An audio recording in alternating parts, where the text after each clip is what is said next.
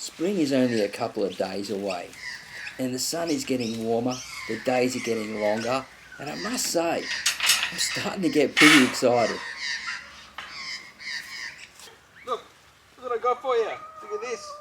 Yeah, some leaves on the side of the road. Whew. Hit 'em up.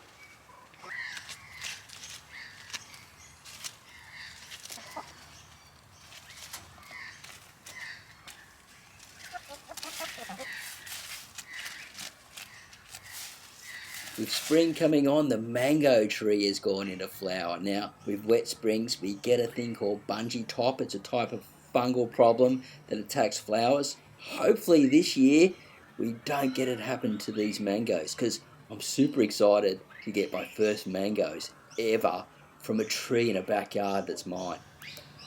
We also had a rose bush appear, which I've got no idea what type of rose it is, but I'm just stoked that it's there.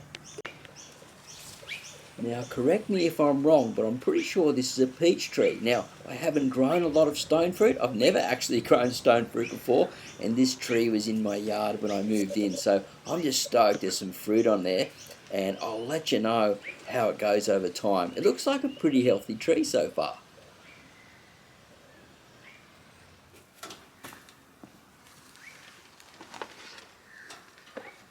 So what I've got here in the mini greenhouse is the seed that I feed them. Now this is a sprouting mix, but you can feed it to them, any way. It costs about $1.50 a kilo.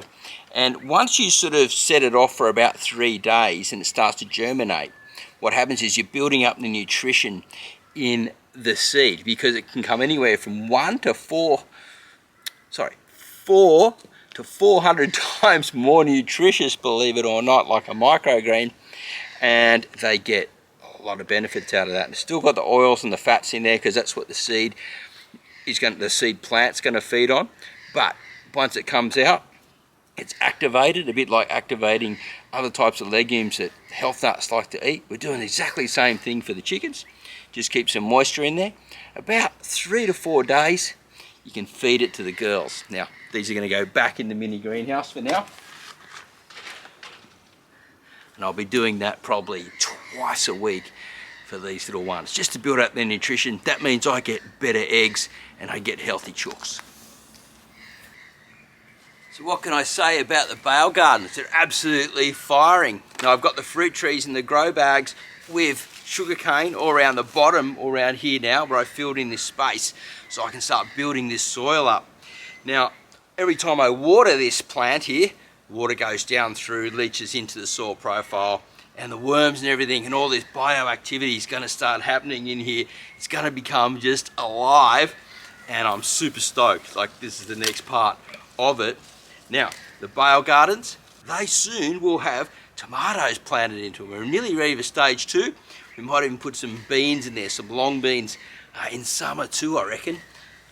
Absolutely stoked to have this going on. It's just getting better every day.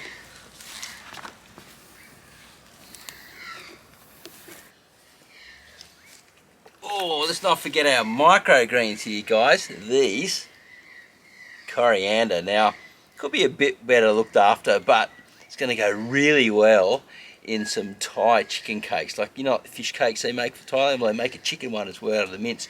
Put this in with some garlic and ginger, fish sauce. Oh, a little bit of soy. Awesome.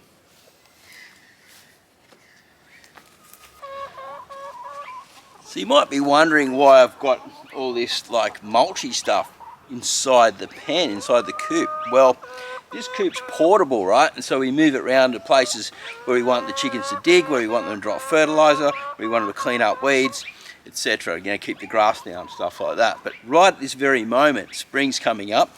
Now I've got clay soils here. They take longer to warm up than sandy soils. So what I'm doing is I'm prepping this spot. So I'm feeding the chickens here on this spot. I'm throwing sugarcane in, and then what they're doing is I throw the seed in as well. They stir it up, they put their manure in it, which adds nitrogen to it, and it helps break it down. And as they're sort of working in there, doing their little working thing, they're building up this soil profile for me. All the worms and microbes and everything will come in here. I'll just dig a hole big enough to put the fruit tree in, mulch it again, put something around to stop the chickens from getting to it then, and then boom, we've got our first fruit tree, which I think is going to be the lime or the mandarin. Pretty excited about these girls. They're really cool, and they do, you know, people are skipping these videos, parts of them. They wonder, oh, they're trapped in there. They're not. They come out quite a lot regularly and just hover around the yard and do their thing. It's just when I want them working in this one space, they're quite happy and fine. As long as you give them something to do, give them a bit of food, something to scratch around in. And they go in the back and lay eggs. You want them going back in there, not going under the house and laying an egg or something like that, right?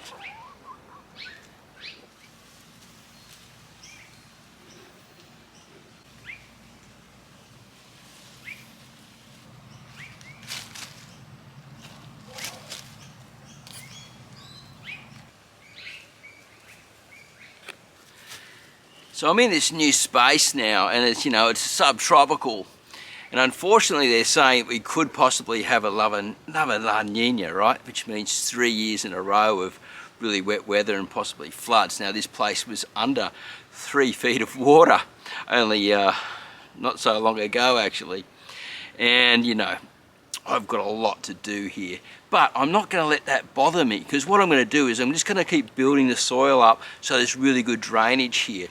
I want to have, you know, a good metre of topsoil drainage in years to come, and so the water actually gets away and the plants take it up, and I get to store that water in the soil, because, you know, we go into La Nina and then one day we're going to go into drought, and I tell you what, once we go into those dry times, I'm going to have best soil that holds a lot of moisture, and I'm going to be getting a ton of food out of here. So it's all about building the soils correctly over time, bringing in the biodiversity by planting the right plants and things, you know, setting up like companion planting styles, little shrubs and things for birds and finches to come in.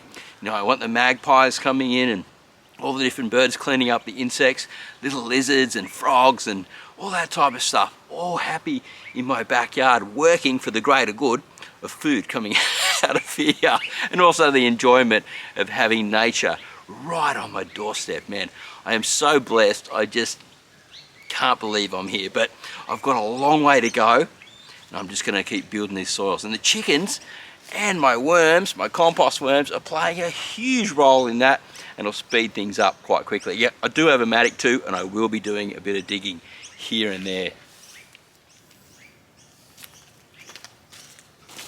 Oh, weeds and things coming up in here, but we'll sort it all out. Slowly but surely we'll win the game. So many of you be thinking, well, what are you doing here, Marty? What's this? Well, this is an old corrugated garden bed that was put up when I arrived, and I'm turning it into a composting worm farming area.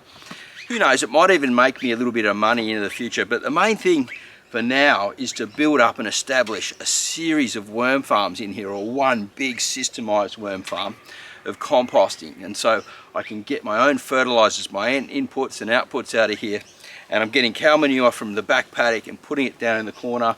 I've released a couple of hundred worms in here already, and I'll be releasing more over time. Remember, I only bought about 2,000 worms from my old place when I had 100,000 on site when I was selling the compost and stuff. But anyway, things will build up quite quickly, and I'm enjoying the challenge of starting right from new and showing you guys exactly how I'm doing it. So I'm just getting lots of cardboard and just throwing it in here at the moment. I've just got to rip it up a bit more. And cow manure down in the bottom corner, which is under this Hessian bag here. And I'm also throwing a bit of chicken manure in here, bit of old sort of grass and greens and weeds and some eggshells and different stuff and carbon and things. And I don't really want to dig in through here. I don't want to disturb it yet, but I'm covering it over, and they're going to breed up in here. Eventually, I give it a year, this whole thing will be just chock-a-block full of compost worms, I reckon. Maybe a little bit longer, but there'll be a lot in here in a year. You'll be like surprised how much you're going to be getting out of here, especially from the cow manure over the back fence. So just got to watch the electric fence when I jump over, because I've already got one zap, man, and it's powerful, I'll tell you. It dropped me to the ground. Anyway, good project to have, and absolutely stoked. Free fertilizer, can't go wrong, right?